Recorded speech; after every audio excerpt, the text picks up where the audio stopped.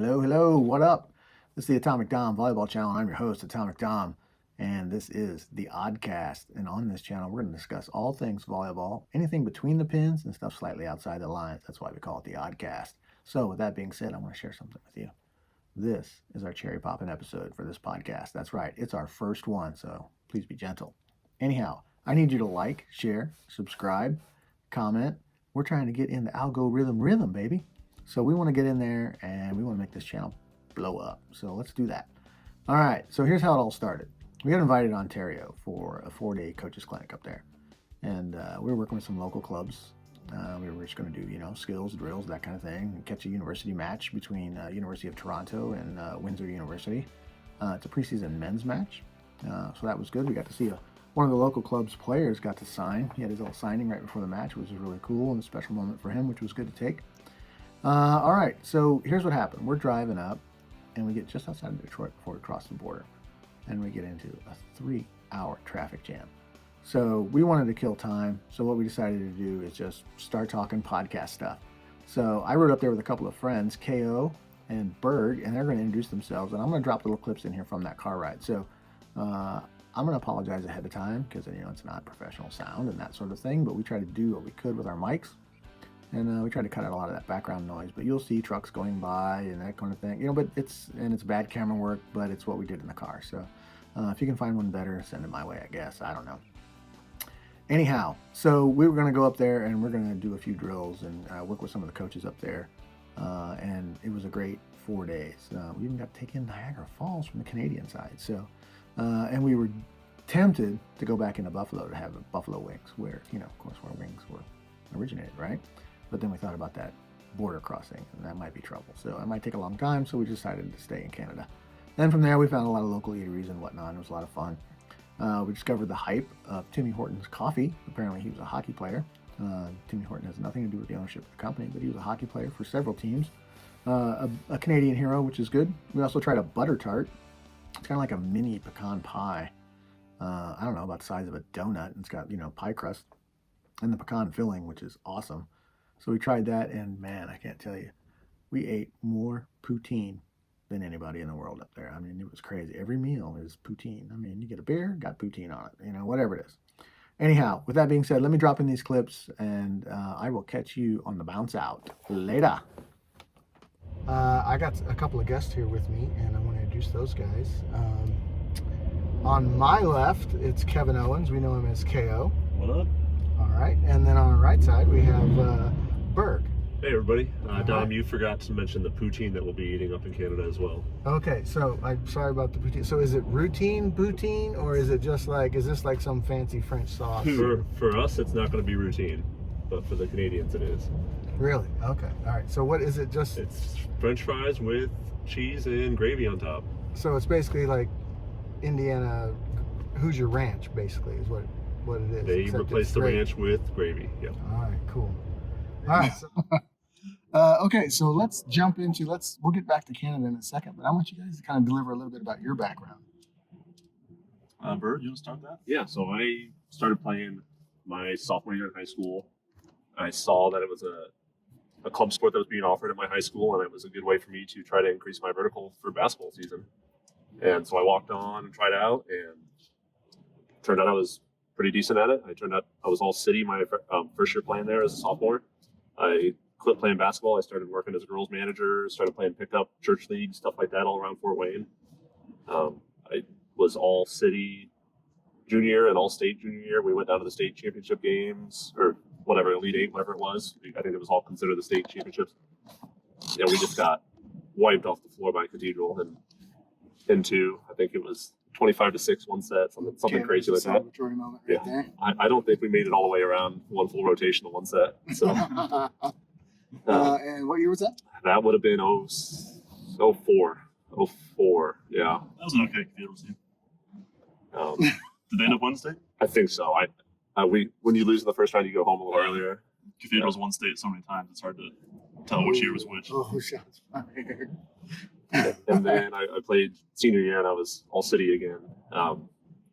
And in that time, I was looking around different schools to go to, and I got offered a spot at Carthage College, D3 school up in Kenosha, Wisconsin. Oh, yeah. And I also got a call from Arnie at IPFW, and he said, he'd be willing to let me walk on the team there, and see where things went. Well, I got scholarship for grades at IPFW, and it was 8 miles from my house, and it was going to be cheaper to go there than it was to go up to Carthage. For 4 years at IPFW was cheaper than 1 year at Carthage, so I thought, well, let's go try to walk on.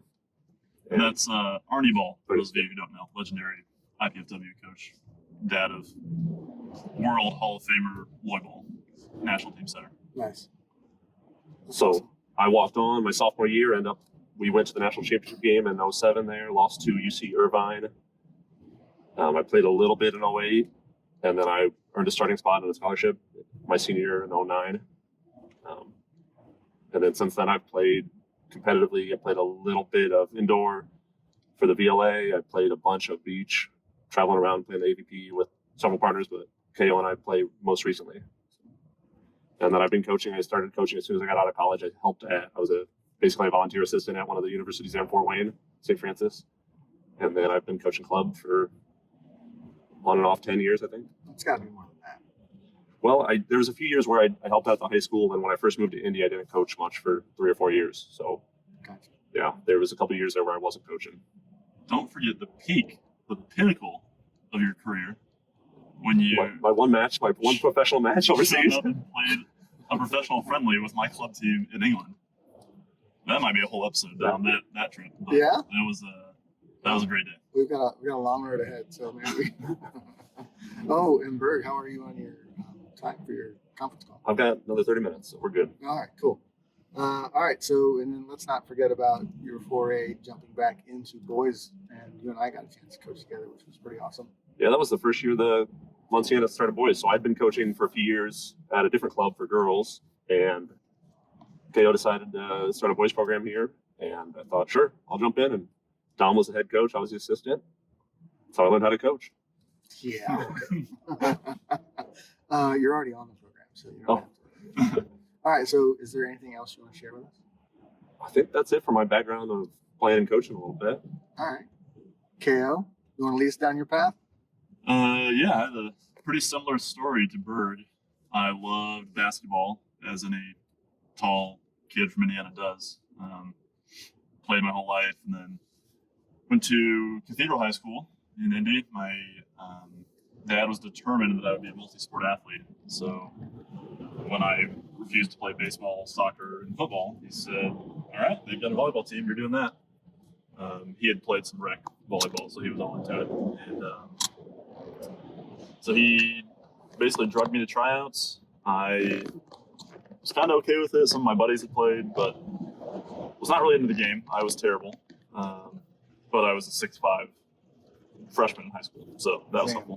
6'5". Yeah. And where do we stop? 6'9". Yeah. I'm probably 80 pounds heavier than I was then. I was probably like 6'5", 140 or something like that. Man size now. Yeah. That's but yeah, back then the stiff breeze was gonna blow me off the net. So yeah, anyway, basically had to be forced to continue playing that whole first year. I didn't see a lot of success athletically. I just had to grow into my body a little bit. And then after a year or two, I started getting the hang of it. Went to Ball State camp with some buddies, and it was just right place, right time. Ball State needed a backup middle. I was around, got an opportunity to play there. Yeah, Coach Kevin Furnish was the assistant coach, took me under his wing, taught me a ton.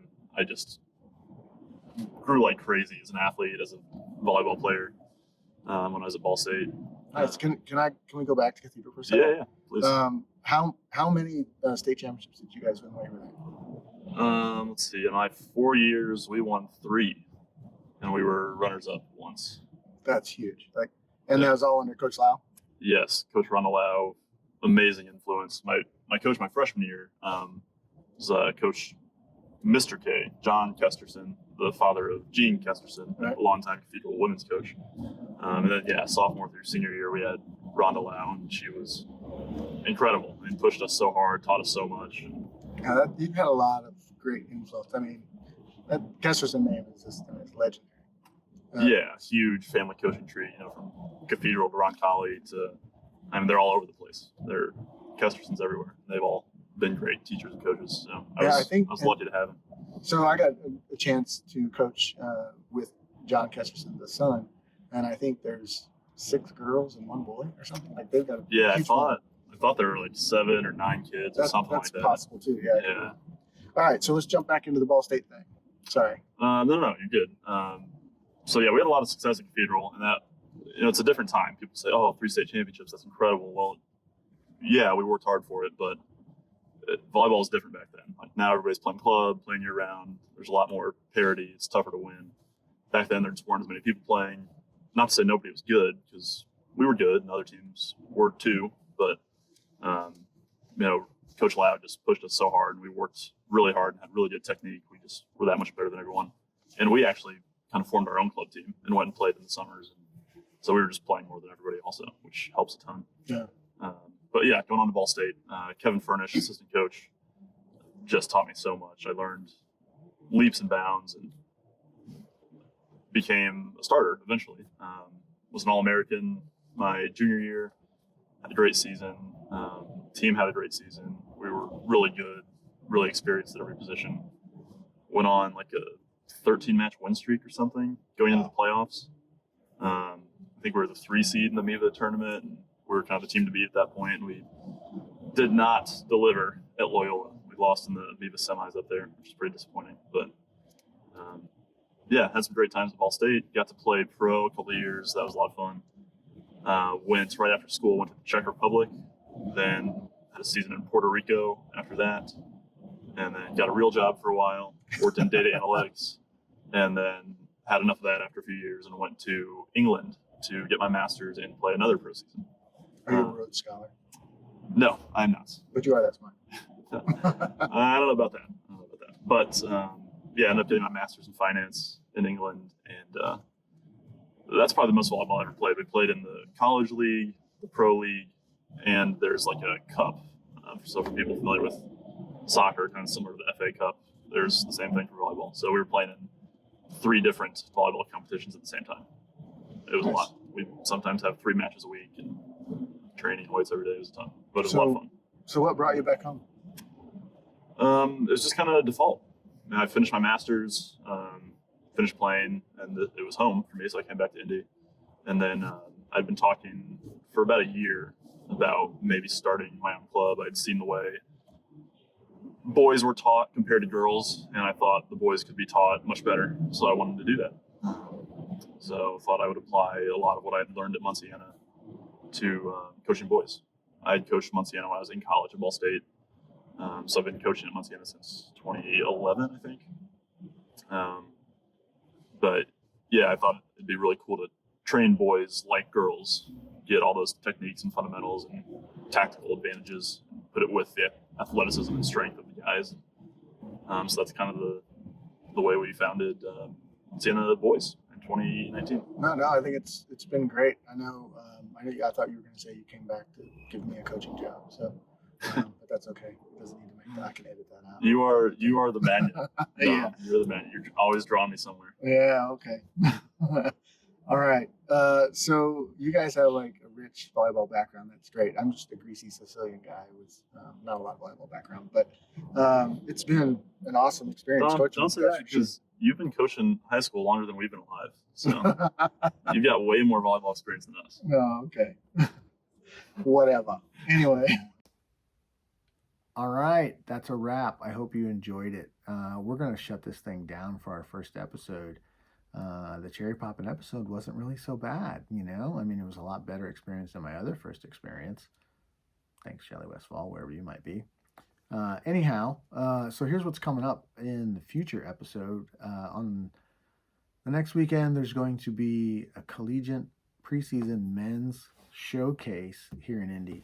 And we've got the big schools. We've got Loyola. We've got Purdue, Fort Wayne. Who else? We got Ball State. There's others. Indiana Tech. So there's a lot of D1 schools, a lot of new programs going to be there. And it's going to be a great learning experience for the new teams. And the old school boys get to showcase what's up. And just they're going to hang and bang. And we're going to grab some highlights from that. What else is there? Also on the 5th, we're going to Fort Wheezy for our first boys opener in club season. So I'm going to take the 16-1s up there, and hopefully we're going to wreck shop and come away with a good tournament finish. So I'll keep you posted. I hope you stay posted. We'll grab highlights. We'll do uniform flybys. We're going to check the fit game. We're going to see what's up in the shoe world. And we're just going to catch what life is like on the boys' side of volleyball. So with that being said, I'll see you on the tournament circuit. This is Atomic Dom. Later.